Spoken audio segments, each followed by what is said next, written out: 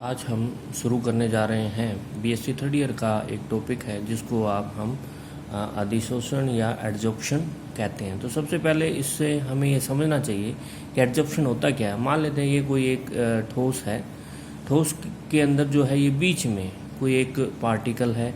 चूंकि ये पार्टिकल है वो क्या है, सभी दिशाओं के अंदर क्या है दूसरे पार्टिकल्स द्वारा आकर्षित रहता है। तो जो इसमें जो रिजल्टेंट जो फोर्स होता है वो क्या होगा, आपका इसमें जीरो होगा। यदि कोई पार्टिकल इसकी सतह पर है, जब इस सतह पे होगा तो सिर्फ क्या होगा, ऊपर तो एयर है और सिर्फ क्या होगा, जो बल होते हैं वो क्या होते हैं, सिर्फ नीचे की तरफ होते हैं, जिसके कारण ये जो ऊपरी जो सतह होती है उसके ऊपर क्या हो जाते हैं, अनबैलेंसेस फोर्सेस हो जाते हैं। तो देखिए इसके अंदर असंतुलित बल हो जाएंगे, ये जो सतह जो होगी वो तनाव में आ जाएगी।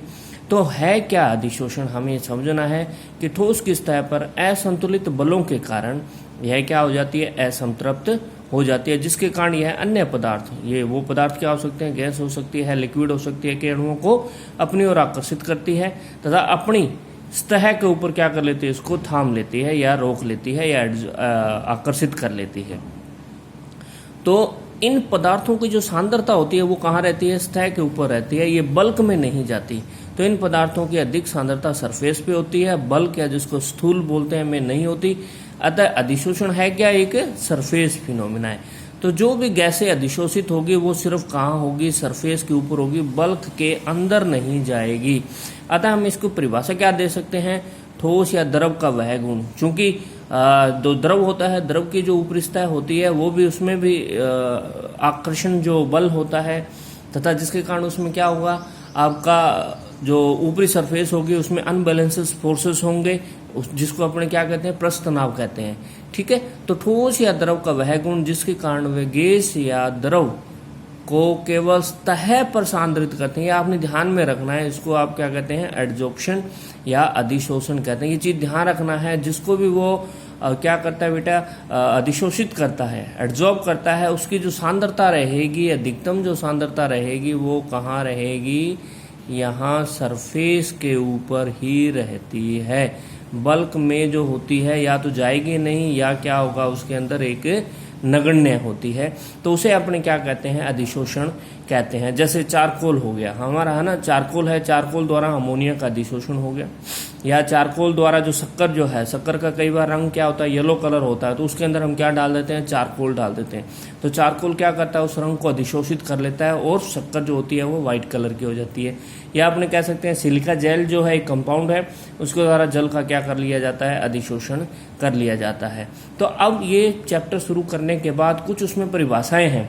सबसे पहला कौन सा है, एडजॉर्बेंट जिसको बोलते हैं। एडजॉर्बेंट किसको कहते हैं, यानी कि वो ठोस और लिक्विड जिसकी सतह पर अधिशोषण होता है। मान लेते हैं ये जैसे हमारा पेज है और ये ठोस है, तो ये जो इसकी सतह पर जो अधिशोषण हो रहा है उसको आप क्या कहते हो, एडजॉर्बेंट कहते हैं। यानी कि वह ठोस पदार्थ जो गैस या गुलित पदार्थों को अपनी सतह पर अधिशोषित करता है। जैसे चारकोल हो गया, सिलिका जेल हो गया, जैसे मेटल हो सकते हैं, निकल हो सकता है, प्लेटिनम हो सकता है, पैलेडियम हो सकता है। सारे मेटल जो होते हैं वो क्या हो सकते हैं, इसके अंदर आपके एग्जाम्पल आए।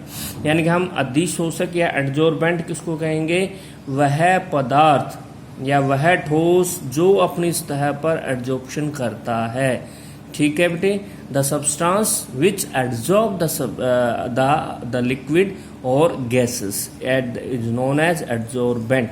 नेक्स्ट आपका इसके अंदर सेकंड आपकी डेफिनेशन है, उसको अपने क्या कहते हैं, एडजॉर्बेट कहते हैं। क्या कहते हैं, एडजॉर्बेट कहते हैं। एडजॉर्बेट या अधिशोष्य यानी कि वह पदार्थ जो एडजॉर्बेंट की सतह पर अधिशोषित होता है, यानी कि the substance that get adsorbed on the surface of adsorbent. यानी जैसे ये हमारी मेरी पेंसिल है, पेंसिल, और ये क्या है, हमारी सॉलिड सरफेस है, तो ये पेंसिल जो होगी ये क्या होगा, आपका एडजॉर्बेट होगा, और ये जो हमारा पेपर होगा वो क्या होगा, एडजॉर्बेंट होगा। क्लियर, यानी कि the substance that gate adsorb, यानी कि वह पदार्थ जो अधिशोषक की सतह पर अधिशोषित होता है, एडजोर्बेट कहलाता है। उसमें गैसेस भी हो सकता है, लिक्विड ही हो सकता है, दोनों हो सकते हैं, जैसे gases like hydrogen, helium, neon, oxygen, SO2, द्रव जैसे NaCl और KCl हो सकते हैं। अब उसके बाद क्या होता है बेटा, एक और टर्म होती है जिसको बोलते हैं सोरप्शन या शोषण जिसको बोलते हैं। शोषण क्या होता है, जब अधिशोषण एवं अवशोषण, अवशोषण क्या है, एब्जॉर्प्शन AB आएगा, अधिशोषण क्या है, एडजॉर्प्शन AD आता है। जब ये दोनों परिघटनाएं एक साथ होती है, यानी कि अधिशोषण भी होगा और अवशोषण भी होगा, तो उसे अपने क्या कहते हैं, सोरप्शन या शोषण कहते हैं। वी शोषण या डी सोरप्शन। वी का जहां भी आगे जो वी शब्द लग जाता है उसका मतलब होता है बाहर निकलना, ठीक है। डी का मतलब रिमूव। तो अधिशोष्य क्या हो गया हमारा, एडजोर्बेट को एडजोर्बेंट, यानी कि अधिशोष्य की सतह से हटाने की जो परिघटना होती है उसको आप क्या कहते हो, डी सोरप्शन कहते हैं। तो ये तो हमारी हो गई कुछ उसके अंदर डेफिनेशन होगी। अब डेफिनेशन के बाद जो है हमारा कुछ उसके अंदर, क्योंकि दो टर्म है हमारे पास, एक तो होता है अधिशोषण और एक होता है अवशोषण, तो उस दोनों में अंतर क्या है, अधिशोषण और अवशोषण के अंदर क्या डिफरेंस है। डिफरेंस हमें ध्यान में ये रखना है कि जो अधिशोषण होता है बेटा वो सतह पर होता है, अधिशोषण कहाँ होता है, सरफेस पे होता है। अतः अधिशोषण है क्या बेटा आपका, अधिशोषण एक सरफेस फिनोमिना है या सतही परिघटना है।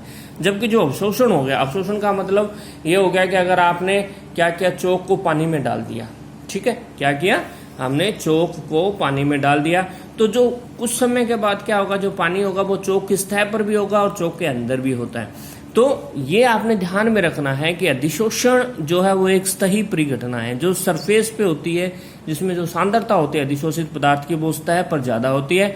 जबकि अधिशोषण क्या है, एक स्थूल या बल्क परिघटना है। बल्क का मतलब ये हो गया कि जो सांद्रता है वो सतह पर तथा उसके अंदर दोनों जगह क्या रहती है बेटा, समान रहती है। अब इसमें वही, इसमें अधिशोषित पदार्थ की सांद्रता सतह पर अधिक होती है, ठीक है। इसमें क्या होगा, अधिशोषित पदार्थ की सांद्रता सतह और बल्क दोनों में क्या होती है, आपकी समान होती है। ये ध्यान रखना है कि अधिशोषण पहले क्या होगा, तेज गति से होगा। क्यों, क्योंकि उसकी सतह पर क्या है, अनबैलेंसेस या असंतृप्त बल है। असंतृप्त बल होने के कारण क्या होगा, वो पहले तेज गति से होगा, उसके बाद क्या हो जाएगा, वो धीमी गति से होगा। जबकि अवशोषण जो होता है वो हमेशा क्या होता है, एक समान गति से होता है।